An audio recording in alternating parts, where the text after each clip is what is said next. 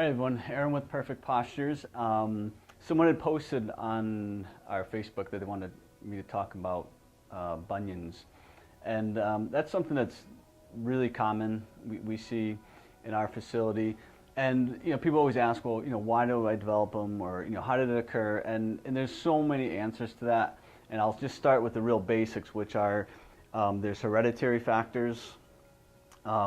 There's the shoes, the type of shoes that people wear. Oftentimes, if someone's wearing a really form-fitting shoe or high heels or something where it's really compressing the toes together, it'll actually start forcing the big toe, it'll start forcing it inward.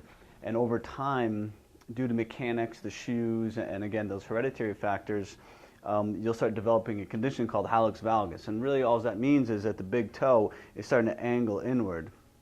Now, here at Perfect Postures, as you probably know already, we're all about mechanics, muscle imbalances, joint dysfunction. So what I typically see with bunions is that a person's foot will be toed out, number one, and number two, the ankle joint, the subtalar joint is actually pronating where the feet are actually starting to flatten, so they've actually lost that arch. So orthotics could definitely be beneficial.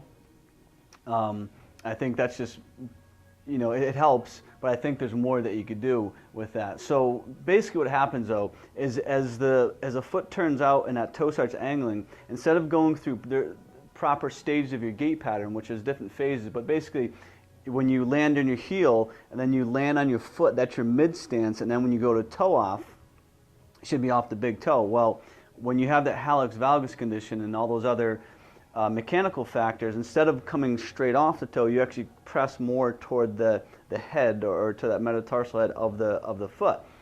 Now, over time, that it actually starts laying down material, and it actually ends up being more of like a bony growth. And a lot of times with that, there'll be some arthritis. The joint will actually lose its function. So in other words, it won't be able to extend or flex as much. And then a lot of times that could become very painful.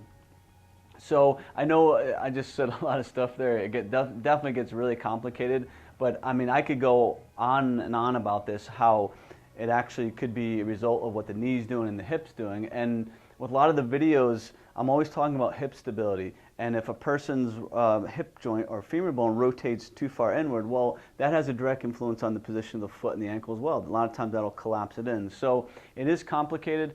What I'd like to do is just maybe give you a couple exercises. And I'm not saying this is going to be a cure-all, but it's something that will at least help some of the most common deviations that we see and how that leads into a person that develops a bunion. So please, if you have any other questions, don't hesitate. I love doing this education type stuff, so I look forward to hearing from you. Take care.